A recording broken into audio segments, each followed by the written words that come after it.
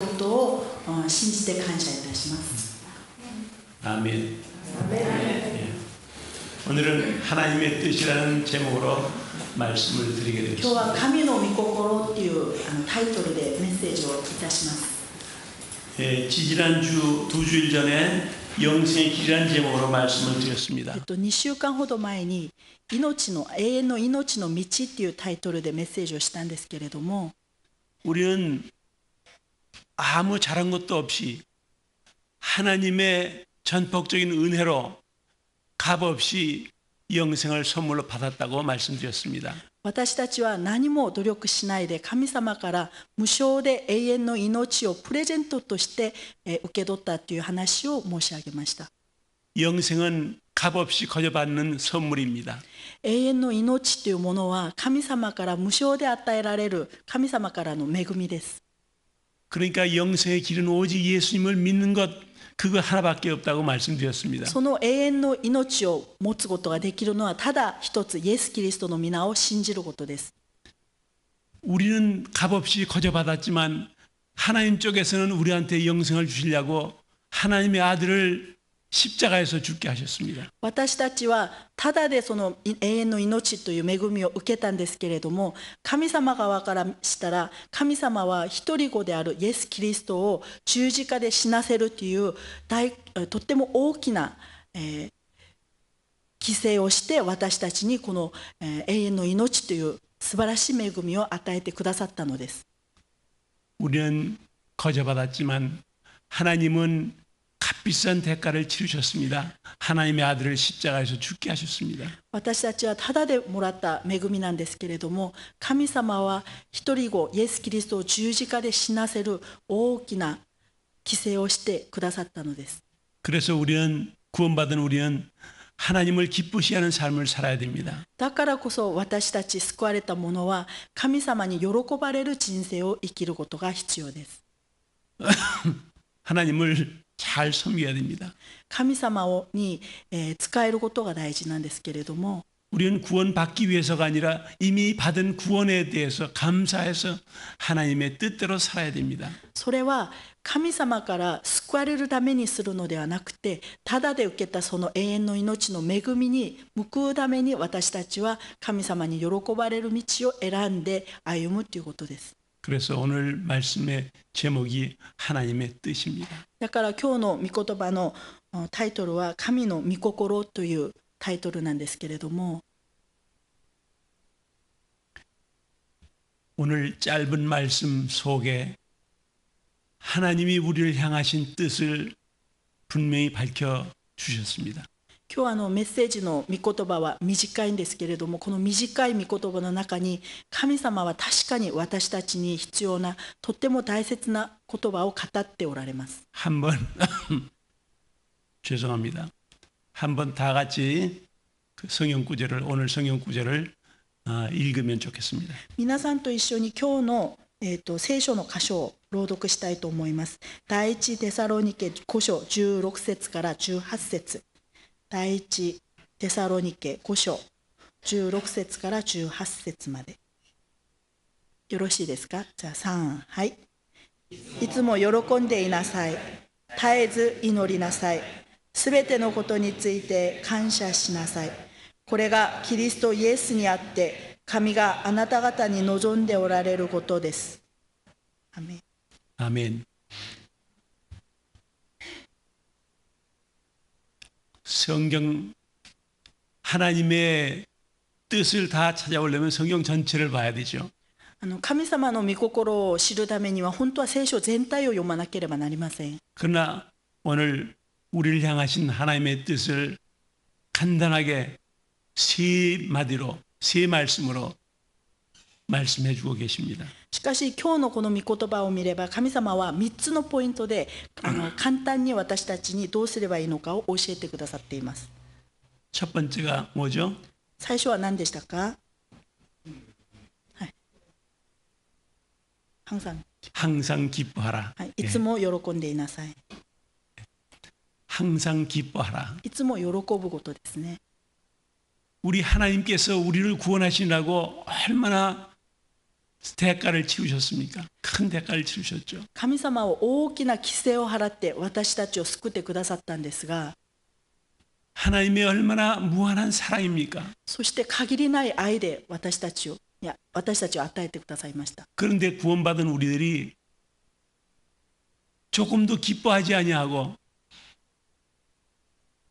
낙심돼 있고 두려워하고, 만약에 우리들이 구원받은 사람 아닌 것 같이 보이지 않고 슬픔 속에 빠져 있고 이렇다고 그러면 하나님 얼마나 마음이 아프시겠습니까? しかしその救われた恵みを持っている私たちが日々喜ばないで、まるで落ち込んで、イエス・キリストを知らない人よりももっとひどい顔をして落胆した日々を送っているとしたら、神様はどんなに残念だと思っていると思いますか？ 여러분들이 자녀들을 가지고 계시죠? 皆さんお子さんいらっしゃいますか？ 자녀들을 행복하게 해주려고 얼마나 부모님들이 고생을 많이 합니까? 子供たちが楽しく過ごせるように、子供たちのために親はとっても努力しますね。 그래서 열심히 일하고 잠도 많이 못 자고 먹을 것도 줄여가면서 어린아이들을 잘 키워줬는데 어린아이가 기뻐하지 아니하고 항상 얼굴이 불만족으로 가득 차 있고 원망 불평이나 하고, 그러면 얼마나 마음이 아프겠어요. 子供のために小さい時は寝ないで面倒を見て、また子供のために一生懸命働いて良いものを与えようと頑張っているのに、もしその子供が不幸な顔をしていつも親に不平不満を言って、そうやって不幸に暮らせるとしたら、皆さんどういう気持ちになると思いますか？ 그래서 하나님께서는 항상 기뻐하라 이런 말씀으로 시작하고 だ 있습니다. から神様の御心は私たちがいつも喜んでいてほしいから、いつも喜んでいなさいという御言葉を与えてくださっているのです。 다들 기뻐하시기 바랍니다. 皆さん喜んでください。 그런데 사실은 오늘 말씀 바로 앞에 그 구절 제일 끄트머리에 있는 중요한 단어가 하나 있습니다. しかし今日ですね、実は16節じゃなくて15節の最後にとっても大事な御言葉がもう一節書かれています。 이 말씀은 아주 신비로운 말씀입니다. この御言葉はとても神秘的だと思うんですけれども、 신약 성경에 도처에 나오고 있습니다. この御言葉は実は新約聖書の中にあらゆるところにこの御言葉が出ています。 그 구절이 무엇일까요? それは何だと思いますか？ 그리스도 예수 안에서. それはキリストイエスにイエス・キリストにあってという言葉です。그리스도 예수 안에서. 18節なんですね。キリストイエスにあってというこの単語ですね。 이 세상 사람들은 둘 중에 하나입니다. 그리스도 안에 있든지 그리스도 밖에 있든지. この世の中の人たちはですね、実は2つの部類です。それはキリストの中にあるか、キリストの外側にいるか。 그리스도 안에 있는 사람들은 하나님의 자녀들입니다. キリストの内にいる人たちがキリストの子供たちです。 그리스도 밖에 있는 사람들은 하나님과 상관이 없는 사람들입니다. キリストの外にいる人たちは神様と無関係な人たちと言えます。 하나님의 모든 축복은 그리스도 안에 있는 사람들에게 부어집니다. 神のすべての祝福はキリストの内側にいる人たちに与えられているものなんです。 그리스도 밖에 있는 사람들은 어떻게 살든지 상관없습니다.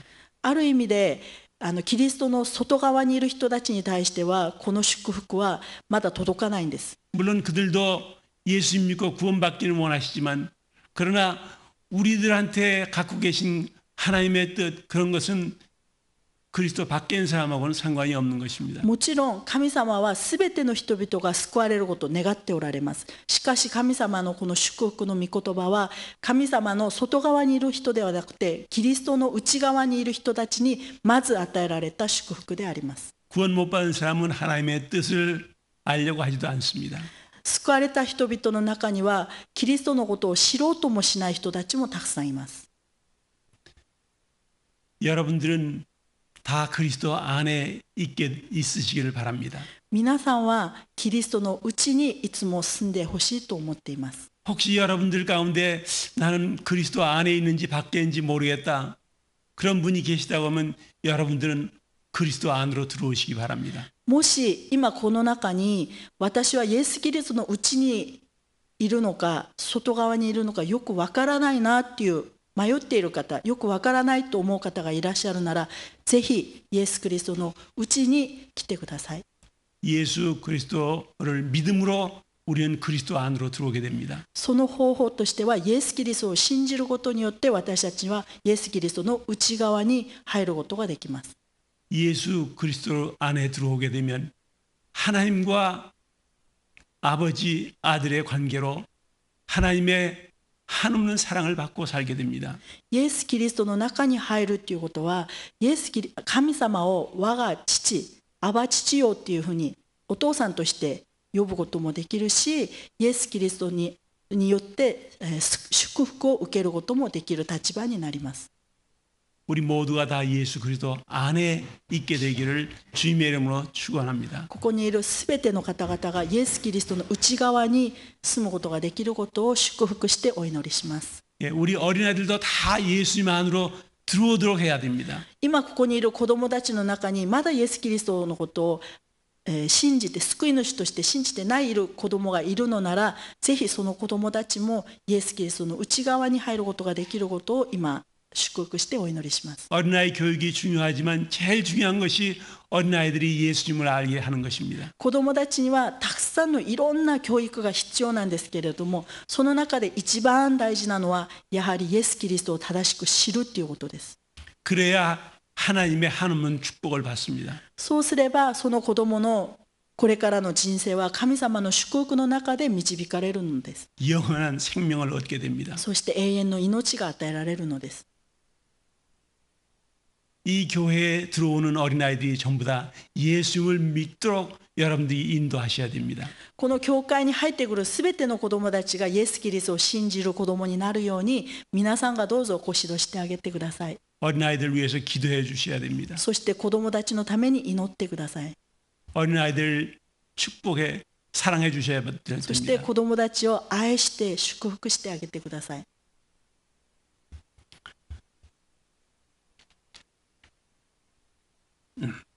하나님은 우리가 기쁘게 살기를 원하십니다. 神様は私たちが喜んで生きることを願っておられますが、 그래서 하나님의 뜻 첫 번째가 항상 기뻐하라입니다. もう一度申し上げますと、神様の一番の御心はまず喜んでいなさいということですね。 우리가 낳은 자식들이 기쁘게 살기 원치 않습니까? 私たちも自分が産んだ子供が喜んで生きることを願っていますね。 어린아이들이 다 행복하게 살기 원치 않으십니까? 自分の子供たちが本当に幸せな人生を生きてほしいなという願いを持つようになりますね。 마찬가지로 하나님 아버지께서도 하나님의 자녀들이 기쁘게 살기 원하십니다. だから神様も神様の子供になった人たちが喜んで生きることを願っておられます。 그런데 구원받지 못한 사람들은 기쁘게 살 수가 없는 사람들입니다. しかし救われてない人々は真の喜びを味わうことができないんですね。 그들은 매일매일 영원한 심판으로 향해서 가고 있습니다. なぜなら彼らは永遠の裁きに向かって歩んでいるからです。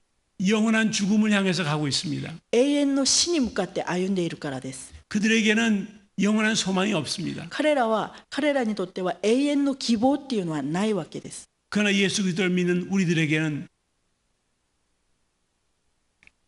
기쁘게 살 모든 조건을 다 갖추고 있습니다. しかしイエス・キリストを信じる私たちには喜んで生きることができるすべてのことが整えられているのです。 우리는 이미 승리한 사람들입니다. なぜなら私たちはもうすでに勝利したものだからです。 이미 우리는 죽음을 이겼습니다. なぜなら私たちはすでに死に打ち勝っているからです。 예수님이 부활하시면서 우리도 함께 그 안에 있었기 때문에 우리도 부활한 것입니다. イエス・キリストが復活した時、私たちも復活したからです。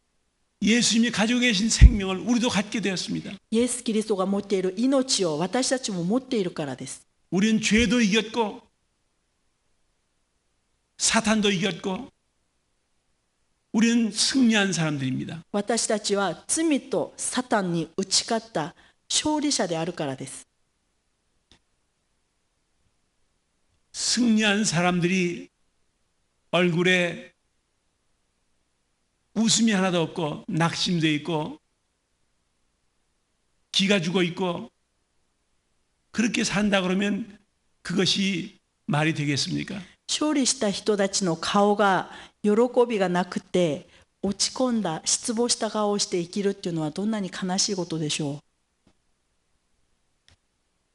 하나님은 우리 보고 항상 기뻐하라고 말씀하십니다. だから神様は私たちにいつも喜んでいなさいっていうことを与えてくださっているのです。 근데 요즘 우리 주변에는 우울증에 걸린 사람들이 너무나 많습니다. しかし、よく私たちの周りを見てみると、うつ病にかかっている方ってかなり多いなと思う時があります。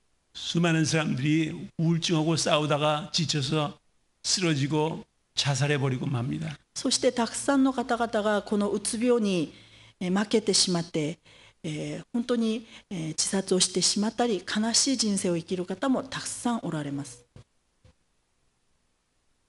한국에도 우울증 환자가 많다고 들었습니다. 最近韓国にもうつ病の患者が増えているということを聞きました。 일본에도 우울증 환자가 많다고 들었습니다. 日本に来た時に日本にはうつ病の方が多いということを聞いたことがあります。 하나님은 우리가 기쁘게 살기 원하시는데 우울증에 걸린 환자들이 많습니다. 神様は私たちが喜んで生きることを願っておられますが、その中にうつ病で悩んでいる方々もたくさんいます。 한국에는 여자 배우들이 자살해서 죽은 사람들이 있습니다. 最近、数年間の間にですね、韓国では女優の中でうつ病によって自殺をしてしまった方がたくさんいましたけれども、 큰 사업가도 자살해 죽었습니다. その中にはクリスチャンもいましたし、実業家の中にもうつ病を患っている方がいました。 심지어는 대통령도 자살했습니다. 中には実は大統領も自殺してしまったことがあります。 최근에는 미국에서 제일 유명한 목사님 릭 워렌 목사님 아들이 자살했습니다. そして去年はアメリカで有名なリック・ウォーレンという牧師の息子が自殺してしまったんですね。 우울증으로 여러 해 고생을 많이 했다고 합니다. それはうつ病によって長年苦しんでいた末にそういう結果になってしまったそうです。 훌륭한 크리스찬 가정에서도 우울증으로 자살하니 도대체가 이해가 안 됩니다. 本当に人々から尊敬されて立派だと言われているクリスチャン家庭の中でもそのような病気になって亡くなってしまう方がいるのはとても残念です。 항상 기뻐하라는 하나님의 말씀이 새삼스럽게 주목하게 됩니다. だからこそ私たちはいつも喜んでいなさいという御言葉に目を留める必要があるかと思います。 우울증에 걸리는 중요한 이유는 내가 누구인지, 내가 어떠한 사람인지를 모르는 데서 온다고 생각합니다. 私の考えではこのうつ病になるのは一つの原因として自分自身はどんなものであるのか、自分の正体、自分自身に対する迷いから来るのではないかなと思います。 정체성에 대한 확신이 부족하지 않은가 그렇게 생각합니다. 自分の正体性に対する不安によって来るのではないかというふうに思っています。 내가 이미 그리스도 안에서 승리한 사람이라는 사실을 모르고 있기 때문에 그렇습니다. 私がキリストによって全てのことを打ち勝っている勝利者であるという確信を持っていないからではないかなと思う時があります。 나는 하나님이 말할 수 없이 귀중하게 보시는 하나님의 사랑을 독차지한 사람이라는 사실을 모르고 있기 때문에 그렇다고 神 믿습니다. 様が私をどんなに尊い存在として愛してくださっているのか、その愛を本当に感じることができず、それがわからないからそういう自分がどういうものであるのかアイデンティティを忘れて、そして迷ってうつ病になるのではないかと思います。 내가 머리로는 아는데 실제로 마음으로 모르기 때문에 그런 것입니다. そして頭では理解できていても心からそれを信じることができない、知ることができないからではないかと思います。 우리는 하나님이 가장 사랑하시는 하나님의 자녀들입니다. 私たちは神様が一番愛しているものであることを忘れないでください。 하나님이 나를 사랑하시면 누가 나를 건드릴 수 있겠습니까? 神様が愛されて、神様から愛されているという自信を持ってば、どんなものもどんなことも私たちを介することはできないと思います。 천지 주제이신 하나님이 나의 아버지시라고 하면 내가 뭐가 부족하겠습니까? 天地万物の神様が私の父であるということを本当に知っているのなら、何に恐れを感じるのでしょうか。 내가 누군지를 확실히 안다고 하면 나는 우울증에 걸릴 이유가 없습니다. 自分が誰であるかをもっとしっかりと知ることができたら、うつ病にならないのではないかと思います。 아까도 말씀드렸지만 우리는 이미 그리스도 안에서 승리한 사람들입니다. 何度も繰り返して言いますが、私たちは主にあって、イエス・キリストにあって勝利したものです。 군인들이 전장에 나가서 싸우고 승리하고 돌아올 때 어떠한 모습으로 돌아옵니까? 軍人が戦場に出て戦って帰ってくるとき、どういう顔で帰ってきてほしいと思いますか。 고개를 푹 숙이고 패잔병의 모습으로 돌아옵니까? 아니면 승리한 사람답게 돌아옵니까? それぞれ皆さん頭の中でイメージを考えてみてください。その戦士たちが敗北して、そして落ち込んで帰ってくる姿ですか、それとも勝利に満ちて喜びに満ちて帰ってくる姿なんでしょうか。 우리가 승리하고 돌아오는데 어떻게 해서 우울증에 걸리고 낙심되고 힘이 하나도 없고 얼굴에 기쁨이 없고 그럴 수가 있습니까? 勝利して帰ってくる人たちを見ながら、皆さんはそれに対して落ち込む顔になったり悲しい顔になりますか。 우리는 이미 승리한 사람들입니다. 私たちは勝利したものですから。 여러분 여기에는 십자가가 걸려 있지 않는가 본데 어디 뒤에 있어요? ここに十字架がありますね。 아, 캐톨릭 십자가하고 우리 프로테스탄트 십자가하고 뭐가 다른지 아세요? 皆さんカトリックの十字架とプロテスタントの十字架の違いが何であるかご存知ですか。 우리 십자가에는 예수님이 매달려 있는 게 없습니다. プロテスタントの私たちの信じるイエス様は十字架にかかっていないんですね。 예수님이 캐톨릭 십자가에 보면 예수님이 고난당하시는 모습으로 그냥 그 위에 계세요.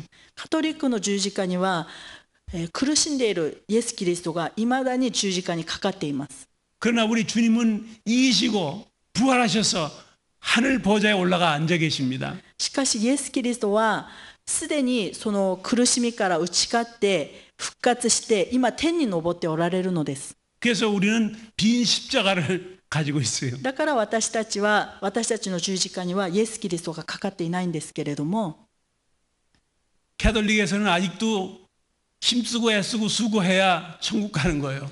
カトリックの方々はいまだにその十字架のキリストを見ながら苦しんで修行をして救われるというふうに考えている方もたくさんいます。 프로테스탄트는 오늘 밤 세상을 떠나도 나는 천국에 간다 확신을 가지고 있어요. プロテスタントの私たちの信仰は今晩死んだとしても天国に行けるっていう強い希望と確信を持って生きるんです。 그러나 캐톨릭에서는 죽어봐야 알지. 그때 하나님이 너 천국에 들어가라 그러면 천국에 가는 거고 너 지옥에 가라 그러면 지옥에 가는 거고 아직도 결정이 안 된 거예요. しかしカトリックの方々は死んでみないと天国に行くか地獄に行くかわからないっていう考え方を持っていまして、その死んだ後にイエス様があなたに地獄行きって言ったら地獄行って、あなたは天国行きって言ったら天国に行けるっていうふうに考えているらしいです。 우리는 이미 이겼습니다. 私たちはすでにこの死の問題を克服しています。 우리는 이미 영생을 소유했습니다. そして私たちはすでに永遠の命を持っています。 우리는 오늘 밤의 세상을 떠나도 걱정할 것이 하나도 없습니다. 私たちはもし今晩死んだとしても心配することはありません。 예수님과 함께 하늘 보좌에 같이 앉게 될 것입니다. なぜならイエス・キリストと共に天国にいるからです。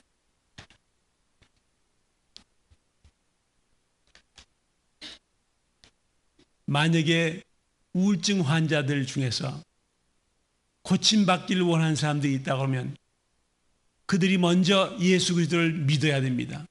もし 안 믿는 사람들이라고 하면 もし皆さんの周りにうつ病で悩んでいる方がいらっしゃるのなら、まずキリストを伝えてください。そして彼らがキリストを信じることによって治る、病気を癒す最初の一歩を踏み出すことができるからです。 예수님 안에 들어와야 주님과 함께 승리하게 될 것이기 때문입니다. キリストの内側にいれば主と共に勝利することができるからです。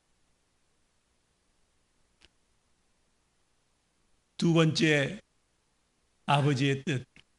2番目の神様の御心なんですが、 쉬지 말고 기도하라. それは絶えず祈りなさいということです。 우리들의 기도 생활의 문제점은 자꾸 계속이 안 되고 중단하는 것입니다. 私たちの祈りの生活の一番の問題は続けて祈ることができないということですね。 평탄하면 기도가 게을러집니다. 幸せで何の不安もなかったら祈らなくなります。 새벽기도에 잘 나오던 사람도 평탄한 아무 일도 없으면 어떤 때 가끔 빠지게 됩니다. 一生懸命祈りに集中して祈っていた方々も世の中のことがうまくいってしまうと祈りよりは別のものを優先にしてしまったりします。 그러면 갑자기 무슨 일이 터집니다. そうするとどっかで大きい出来事がありますね。 그러면 깜짝 놀래 정신이 들어서 교회에 나옵니다. そしてそれが本当に自分の生活や自分の命にすごくかかる大変なことだったらもう急いで主の前に祈るようになります。 새벽기도도 나오고 금식기도도 하고 蒼天祈りに出たり断食祈りをしたり 열심히 기도하게 됩니다. 一生懸命祈る姿をたくさん見てきました。 그러나 사람은 연약해서 또 평탄하고 별일 없으면 또 게을러집니다. しかしその問題を神様が祈りに応えて解決してくださったらまた祈ることを怠けてしまうのです。 그러나 기도를 쉬는 것은 매우 위험한 것입니다. しかしこの祈りを休むことは実はとっても危ないことです。 주님은 쉬지 말고 기도하라 그렇게 말씀하셨습니다. イエス様は神様は私たちに絶えず祈りなさいと命令しています。 어린아이들이 부모의 도움 없이 살 수 없습니다. 小さい子供たちは親の助けがなければ生きることはできないんですけれども 마찬가지로 우리 아버지 하나님의 도우심 없이 살 수 없습니다. 私たちは神様の助けなしでは生きることができません。 하늘에는 모든 것이 부유합니다. 天にはすべての富や豊かさを持っていますけれども 우리가 아버지께 기도만 하면 얼마든지 필요한 것을 얻을 수 있습니다. それは私たちが祈ったら神様はそれぞれ必要なものをすべて与えてくださいます。 우리가 거지같이 살 필요가 하나도 없습니다. 私たちが古事記のように生きる必要はありません。 어떤 땐 물질적으로 고통을 당할 때도 있습니다. 時には経済的に苦しい時もあるでしょう。 그러나 그것은 우리의 유익을 위해서 하나님께서 연단시키는 것입니다. しかしそれは私たちに良きものとして神様が必要だと思ってそういうふうにさせてくださる時もあります。 어떤 데는 신앙에 게을러지니까 정신을 차리라고 하나님께서 경고하시는 것입니다. 時には私たちの信仰が怠けている時に神様が警告を与えてくださる時もあります。 우리가 자녀들이 잘못된 길로 나갈 때는 채찍을 댈 수도 있습니다. 私たちがもし子供たちが間違った行動をしたら鞭を与えたりすることもありますね。 그것은 자식이 미워서 그러는 것이 아니라 자식을 사랑하기 때문에 그런 それ 것입니다. は子供が嫌いだからではなくて、子供を愛してるから正しい道に導こうとするからです。 하나님도 우리를 종종 연단하십니다. 神様は私たちも時々このように鞭を通して、訓練をさせる時があります。 쉬지 말고 기도하는 것이 가장 현명한 일입니다. 絶えず祈ることは本当に賢明なことです。 비상사태가 생기기 전에 기도하는 것이 좋습니다. 大変な目に遭う前に皆さんどうぞいつも祈ってください。 또 우리는 우리의 대적이 지금도 우리를 괴롭히려고 노리고 있습니다.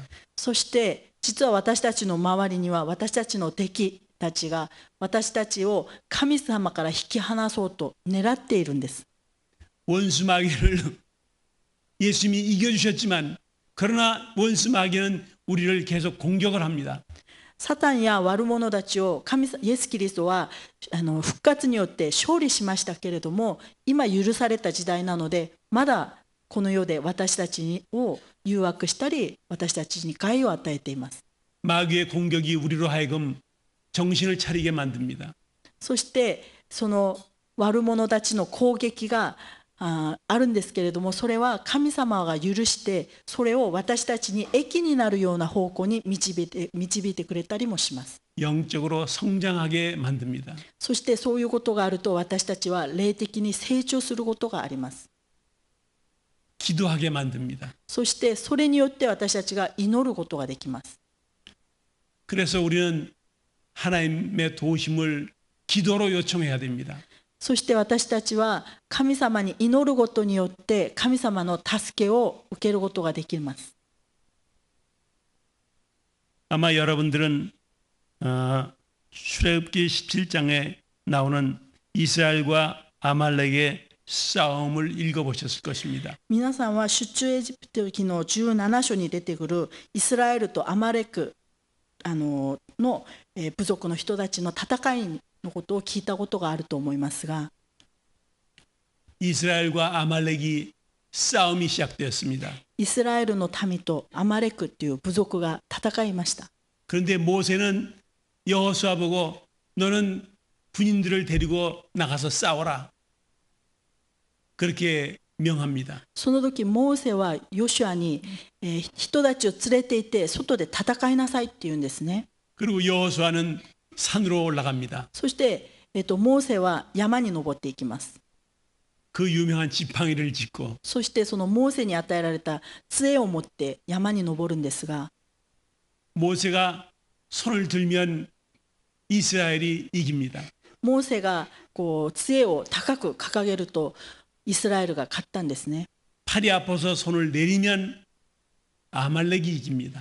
しかし上げてた腕が痛くて腕を下ろすとイスラエルが負けてアマレクが勝ちました。 영적 전쟁에서 기도가 얼마나 중요한지를 우리에게 가르쳐 주는 것입니다. これは、一つの例えで、私たちにとって祈りというものがどんなに大切であるかというのを教えてくれる箇所であります。 그래서 이 모세를 아론과 훌이 한쪽씩 맡아가지고 도와줍니다. それでアロンとフルが隣で両方の腕を支えてですね、その腕が落ちてこないように両方の腕を支えていました。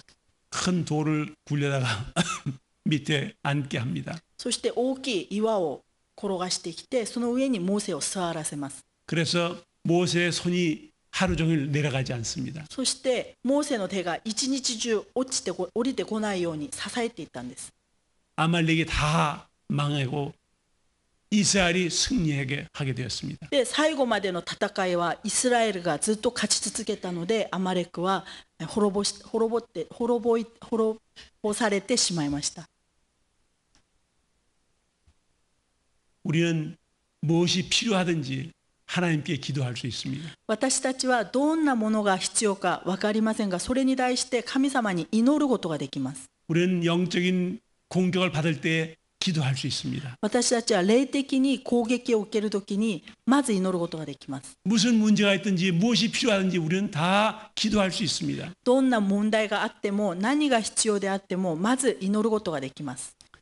예수님께서 약속하셨습니다. イエス・キリストは約束してくださいました。 요한복음 14장 13절 14절을 한번 같이 읽겠습니다. ヨハネの14章13節と14節を一緒に読みたいと思いますけれども、ヨハネによる福音書14章13節から14節、私の新海訳だと192ページです。ヨハネによる福音書14章13節から14節。 먼저 14절을 읽어보시기 바랍니다. 14절만요. 14절 하나만. じゃあ14節を一緒に読みたいと思います。3、はい。あなた方が私の名によって何かを私に求めるなら、私はそれをしましょう。 예수님이 우리 모두에게 주신 약속입니다. これはイエス・キリストが私に与えてくださった約束です。 무엇이든지 何であっても 내게 구하면 내가 주리라. 私の名によって求めるなら私はそれをしましょう。 내가 시행하리라. 私がそれをする。 여기 내 이름으로라는 말씀이 나오는데 내 이름으로가 무슨 뜻인지 아십니까? この私の名によってっていうこの意味は何か分かりますか？ 어떤 사람들은 내 이름으로라는 의미를 기도를 하고 끄트머리에 가서 내 이름으로라고 그랬으니까 예수님의 이름으로 기도합니다. 그렇게 갖다 붙이면 그러면 되는 건 줄 생각하고 있습니다. ある方々は私の名だから祈りの最後にイエス・キリストの皆によってお祈りしますアーメンだけでいいと思う方がいますが、 그러나 참 의미는 예수님이 약속하셨으니까 그 약속을 믿고 믿음으로 기도하는 것을 말합니다. この私の名によってっていうこの言葉の本当の意味は、イエス・キリストを信じているから、この神様が与えてくださったこの御言葉を信じて、この信じた上でイエスの皆によって祈るということです。 주님의 인격과 주님의 약속을 믿음으로 기도하는 것을 말합니다. 主の人格と主の約束の言葉を信じて、そして祈ることです。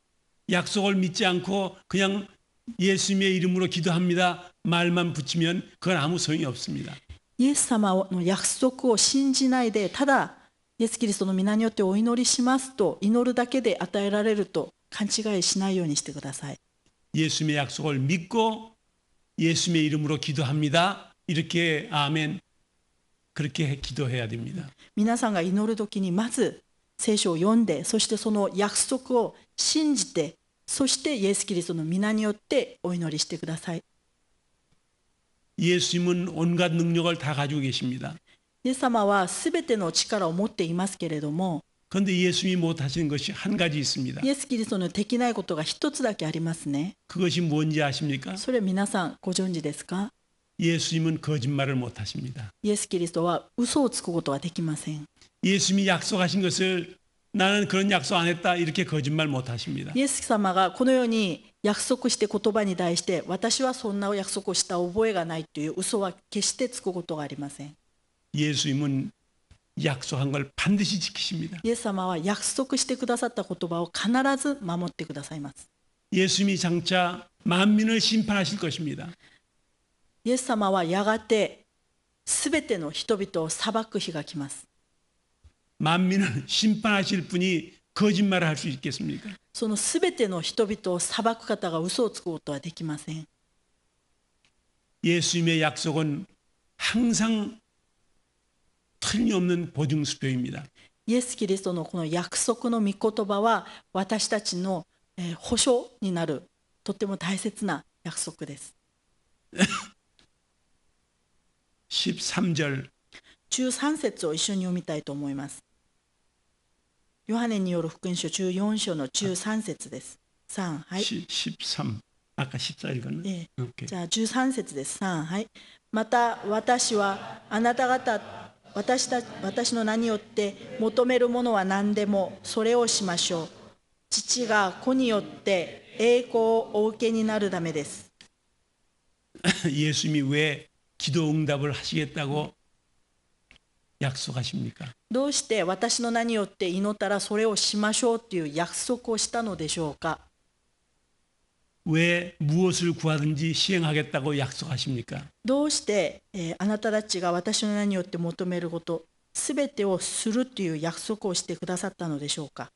응답하심으로 말미암아 아버지가 아들을 인해서 영광을 받으시게 하시겠다고 말씀하셨습니다. それはその次に書いてありますね。父が子によって栄光をお受けになるためですと書いてあります。 그런데 만약에 예수님이 기도 응답을 안 해준다 그러면 아버지가 영광을 받으시는 것이 아니라 아버지가 부끄러움을 당하게 될 것입니다. もし、この祈りを答えてくださらなければ神様は栄光を受けるのではなくて恥を受けるかもしれません。 예수님이 어떻게 아버지를 부끄럽게 만들겠습니까? どうしてイエス様が父なる神様に恥をかかせることができるのでしょうか。 그럴 수 없습니다. それはできません。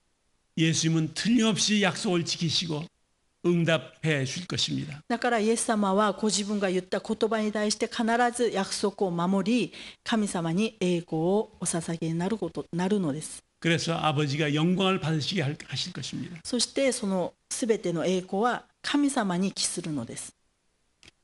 에베소 3장 20절 말씀을 같이 보시겠습니다. エペソの手紙3章20節を一緒に読みたいと思います。エペソの3章20節私の聖書は新約344ページですね。エペソ3章20節。じゃあ一緒にお読みします。3、はい。どうか私たちのうちに働く力によって私たちの願うところ思うところのすべてを超えて豊かに施すことのできる方に。 거기 우리 가운데서 역사하시는 능력대로 우리의 온갖 구하는 것이나 세하는 것에 더 넘치도록 능히 하실이라고 나와 있습니다. ここに私たちのうちに働く力によって私たちの願うところ思うところのすべてを超えて豊かに施すことができる方と書いてあります。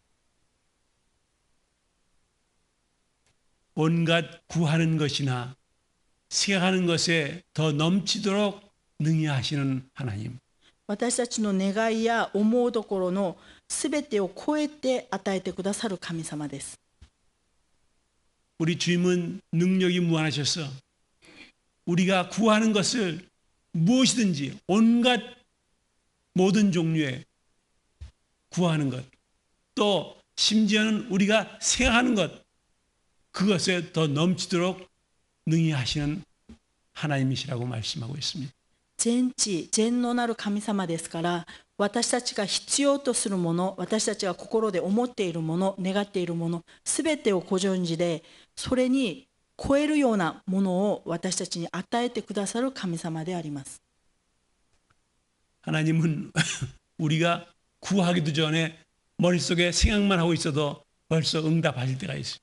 時には私たちがまだ祈る前に心で思っただけでも与えてくださるっていう体験をしたことがありますか？ 구하는 것은 말할 것도 없고 생각하는 것도 응답하세요. 求めてないただ頭の中で考えただけでも満ちるほど与えてくださるそういう体験をしたことがありますか？ 어느 날 제가 와이프 보고 그랬어요.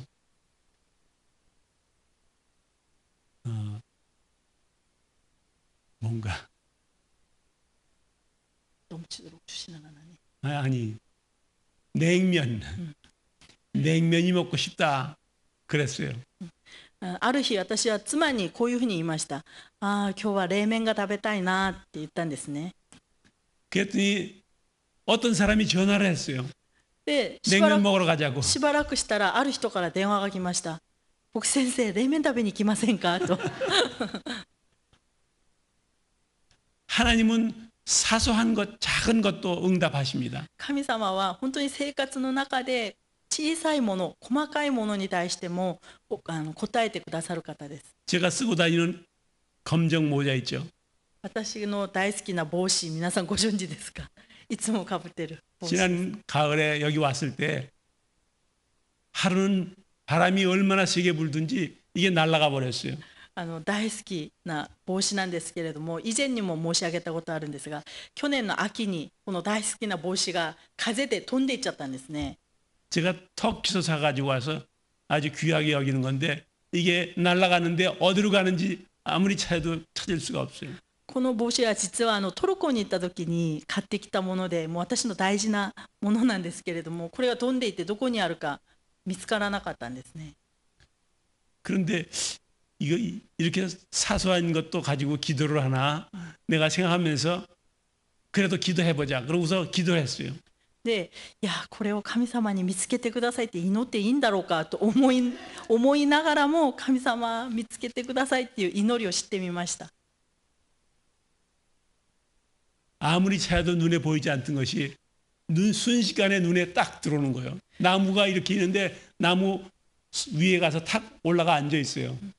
いくら自分で探しても見つからなかった帽子だったんですけれども、その祈りをして目を開けた時、目にその帽子が見えました。家の前の木の枝の間にその帽子がかかっていたんです。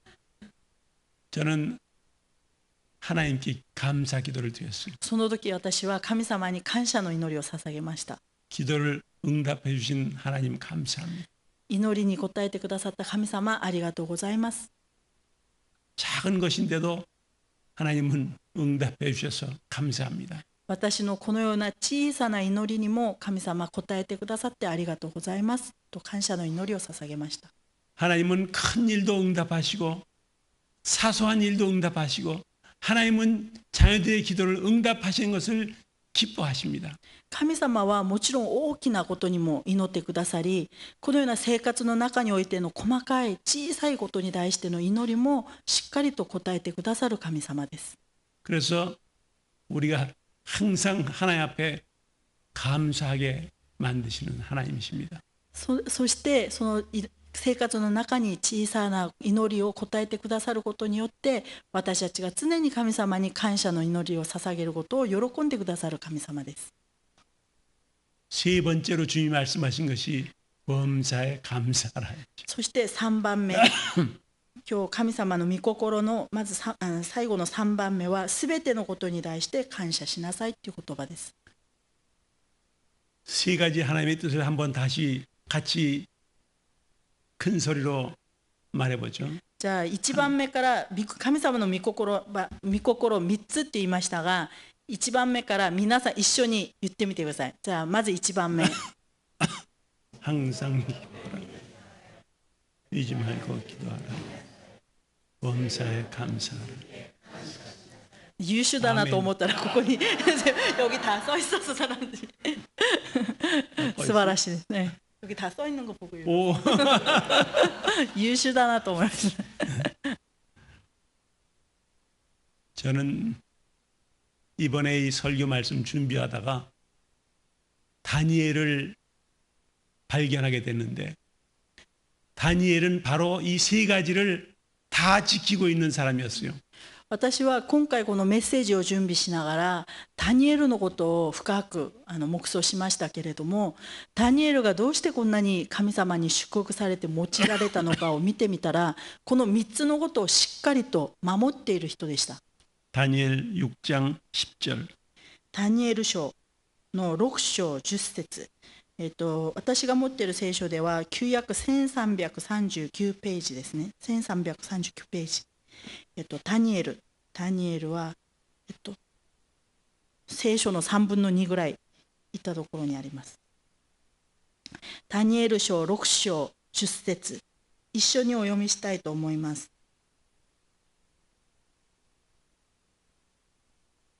大丈夫ですか？じゃあ一緒に読みます。3、はい、違うですね。下、뒤쪽 부분만 말하는 거죠?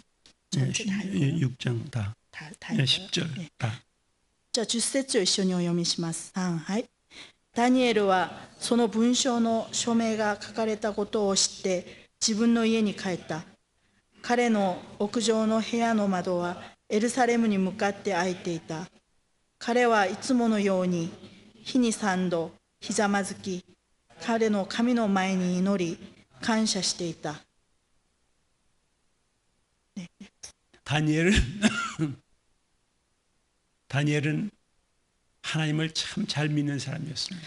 ダニエルは本当に誠実に神様を信じて生きる人でした。 다니엘을 시기하는 사람들이 생겨났습니다. そしてそのダニエルを嫉妬する人たちもたくさん周りにはいました。 그래서 다니엘을 죽이려고 나쁜 계획들을 세운 사람도 있었습니다. 嫉妬の挙句殺したいと思って計画を立てる人たちもいました。 나쁜 사람들이 다니엘을 죽이려고 조서를 만들어서 30일 동안에 만약에 왕 이외에 누구 신이든지 누구한테든지 기도하면 그 사람은 사자굴에 집어던지는 그런 법을 만들어서 도장을 찍었습니다. ダニエルを嫉妬していた、妬んでいた人たちは、このダニエルが、死ぬこと、ダニエルを殺したいと思って殺すことのできる計画を立てたんですけれども、それは、一月の間に、ダリオス王以外の神を拝む人は殺すという、禁じの例を作って禁令を作って、それを文章にしてダリオス王の版を押すようにしたんですね。 그래서 이제 하나님께 기도하면 사자굴에 던져 버리게 되었다고요. そしてその文章の中には、神に祈る人は、ライオンの穴に入れるっていうふうな文章を入れ込んだんですけれども、 그런데 다니엘은 집으로 돌아가서 항상 집에서 자기가 기도하는 식대로 동쪽에 저 예루살렘, 하나님의 성전이 있는 예루살렘을 바라보면서 기도하던 그 식 그대로 하는 거예요.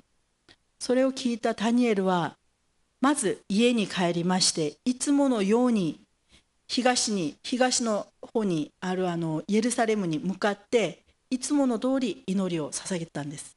우리 생각에는 문 닫고서 아무도 모르게 기도하면 괜찮을 것 같은데 다니엘은 그렇게 하지 않았어요. 항상 보통 때 하던 식대로 문을 열어놓고 예루살렘을 바라보면서 기도했어요. このような禁令の文章を読んだときに、普通の人だったらもしかしたら戸を閉めて静かに誰も知らないように祈ったかもしれませんが、ダニエルはいつものように、窓を開けて、そしていつものように祈りを捧げていました。 그때 다니엘의 얼굴이 어땠겠어요? 얼굴에 두려움이 있었겠어요? その時ダニエルは自分が殺されるかもしれないという恐れの中で祈ったと思いますか？ 다니엘은 조금도 두려워하지 아니하고 마치 개선 장군과 같이 얼굴에 환한 빛을 발하면서 하나님 향해서 박수갈채를 치고 있을 거예요. 하나님이 자기의 기도를 들으시고 승리하실 것을 미리 내다보면서 ダニエルは恐れるどころか本当に輝く顔をして神様に喜びと感謝を持っていつものように祈っていたと思います。 다니엘은 조금도 두려워하지도 염려하지도 않고 오직 이미 승리한 사람의 모습으로 하나님을 향해서 박수를 치고 환호성을 부르고 찬양을 부르고 있는 것이에요. ダニエルは自分を守ってくださる神様を信頼して信じて喜びを持って、いつもの通り神様に祈りを捧げることができていました。 항상 기뻐하라 그 말씀대로. そしていつも喜びなさいというこの御言葉を彼は生活の中で実践していたのです。 그리고 하루 3번씩 무릎 꿇고 기도를 했는데 계속해서 그렇게 기도를 하는 거예요. 기도하면 죽인다고 그러는데도. そして彼は日に3度ひざまずいて祈っていたんですけれども、このことをしたら殺されるっていうのを知っていながらもいつもの通りに続けて祈っていました。 하루 3번씩 기도하는 그 방식대로 계속해서 그러니까 쉬지 말고 기도하라. 그 말씀대로 기도하는 거예요. 何を恐れることもなく、その今まで祈ってきた通りに、続けて感謝を持って祈っていました。 그리고 더 놀라운 것은 하나님께 감사했다. そして、この聖書の御言葉を読むと本当に驚くことは、こういう状況の中に置かれていても感謝を持って祈ることができたということです。 보통 사람은 이런 상황에서 감사가 나오겠습니까? 普通の人だったらこういう状況で祈るときに感謝の祈りができると思いますか？ 조금 있으면 사자굴에 던져질 텐데 조금 더 두려워하지 아니하고 하나님께 감사했어요. 自分が祈ることを見張っている人たちがいるので、このように祈ったら自分はもうライオンの穴に投げ込まれるというのを知っていながらも感謝を持って祈ることができたのです。 그런데 무슨 놀라운 일이 일어난지 아십니까? しかしこのように彼が感謝を持って祈った時にどんなことが起きましたか？ 사자굴에 다니엘이 던졌지만 사자의 입을 하나님이 다 막아버리셨어요. 獅子の穴に入れられたんですけれども、ライオンの口を神様が全部閉ざしてくださったんですね。 감사는 하나님의 기적을 가져온다. 感謝の祈りは神様の奇跡を引き起こします。 이런 상황에서 하나님께 감사하는 다니엘을 보시면서 하나님이 얼마나 기뻐하셨겠어요. この大変な状況に置かれているダニエルが神様に感謝を持っていつも通りに祈っている姿を見た神様はどういう気持ちだったと思いますか？ 범사에 감사하라. 놀라운 기적을 가져오는 말씀입니다. 常に祈りなさい、感謝を持って祈りなさいというこの御言葉は私たちに奇跡を引き起こす御言葉であります。 이 말씀을 여러분들이 꼭 마음판에 새기시고 외우시기 바랍니다. どうぞ皆さんの心の板にこの御言葉を刻んで覚えてください。 항상 기뻐하라. いつも喜んでいなさい。 쉬지 말고 기도하라. 絶えず祈りなさい。 뭐죠 그 다음에? 범사에 감사. 범사에 감사하라. すべてのことに感謝しなさい。 여기 있는 모든 분들이 다니엘과 같이 믿음으로 승리하는 여러분 되시기를 주님의 이름으로 축복합니다. 皆さん、ここにいる皆さんがダニエルのように信仰によって祈りによって勝利する皆さんであることを祝福してお祈りいたします。 아멘. 우리 お 기도하겠습니다. 祈りします。 값없이 우리를 구원해 주신 하나님의 놀라운 은혜와 사랑을 인해서 감사드립니다. 何の価値もない私たちをあなたの大いなる愛で救いへと導いてくださった天のお父様、心から感謝いたします。 독생자 예수님을 십자가에 죽게 하시고 그 핏값으로 우리의 죄를 사해 주신 우리 아버지, 一人子イエス・キリストを十字架に死なせ、その流された血潮によって私たちを救いに導いてくださった私たちの天のお父様、 은혜로 구원받은 우리들 하나님 영광을 위해서 살겠습니다. 主の恵みによって救われた私たちが主の栄光のために生きることができますように、どうか助けてください。 주님의 뜻대로 살겠습니다. 主の御心のままに生きることができるようにしてください。 오늘 주신 이 말씀 항상 기뻐하라. 쉬지 말고 기도하라. 범사에 감사하라. 이 말씀을 잊지 아니하고 이 말씀을 꽉 붙잡고 믿음으로 살겠습니다.